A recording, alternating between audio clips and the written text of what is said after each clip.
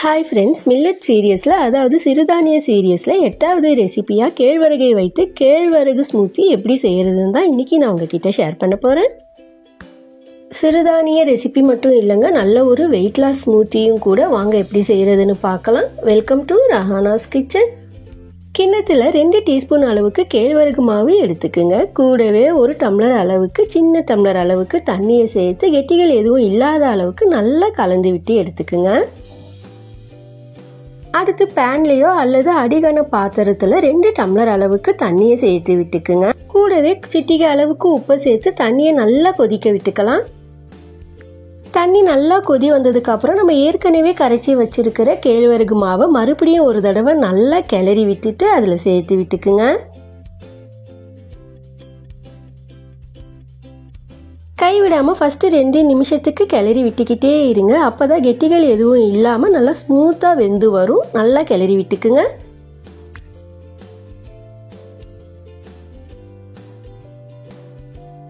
நம்ம கலந்துருக்கிற கேழ்வரகு கலவை நல்லா வெந்து கெட்டி ஆகிற வரைக்கும் குக் பண்ணி விட்டுக்குங்க. கேழ்வரகு கலவை நல்லா வெந்து கொஞ்சம் கெட்டி பதத்துக்கு வந்துருச்சுங்க. நான் இந்த ஸ்டேஜில் அடுப்பை ஆஃப் பண்ணி விட்டுக்கிறேன். உங்களுக்கு இன்னும் கெட்டி பதம் வேணும்னா மறுபடியும் 1 நிமிஷத்துக்கு கண்டினியூஸாக குக் பண்ணி விட்டுக்குங்க.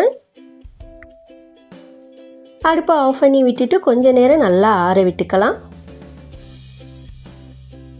நல்லா ஆறி வந்துருச்சுங்க. ஆறினதுக்கு அப்புறம் இன்னும் கொஞ்சம் கெட்டி பதத்துக்கு வந்துருச்சு பாருங்க. ஒரு கிளறி விட்டுட்டு இது ஒரு பக்கம் அப்படியே வச்சு விட்டுக்குங்க.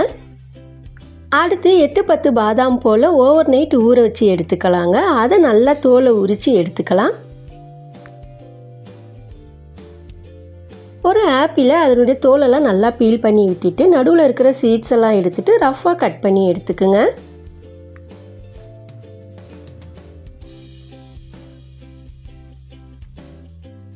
மிக்ஸி ஜாரில் வேக வச்சு எடுத்திருக்கிற ராகி கலவை, கூடவே ஊற வச்சு எடுத்திருக்கிற 10 பாதாம் பருப்பு, கட் பண்ணி எடுத்திருக்கிற ஆப்பிள் துண்டுகள், 1 டீஸ்பூன் அளவுக்கு ஃப்ளாக்ஸீடும் சேர்த்துக்குங்க. கடைசியாக இனிப்புக்கு 3-4 நம்பர் போல் பேரிச்சம்பழத்தை சேர்த்து விட்டுக்குங்க. பேரிச்சம்பழத்தில் விதைகள் இருந்துச்சுன்னா விதையை எடுத்துட்டு சேர்த்துக்குங்க. தண்ணிகள் எதுவும் சேர்க்காம நல்லா ஃபைனாக அரைச்சி எடுத்துக்குங்க.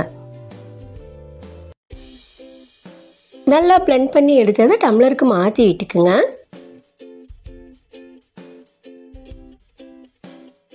கடைசியாக மேலே கொஞ்சம் பூசணி விதையை சேர்த்து பரிமாறி விட்டுக்குங்க. ஸ்மூத்தி சூப்பராக ரெடி ஆகிடுச்சிங்க. வெயிட் லாஸ் இருக்கிறவங்களுக்கு இந்த ஒரு ஸ்மூத்தி போதுங்க. பிரேக்ஃபாஸ்ட்டுக்கு நல்ல ஒரு ஃபுல்ஃபில்லாக இருக்குங்க. ட்ரை பண்ணி பாருங்கள். மேலும் இது போல் பல வீடியோக்களுக்கு நம்ம சேனலை சப்ஸ்கிரைப் பண்ணுங்கள். பக்கத்தில் இருக்கிற பெல் ஐகானை கிளிக் பண்ணி சப்போர்ட் பண்ணுங்கள்.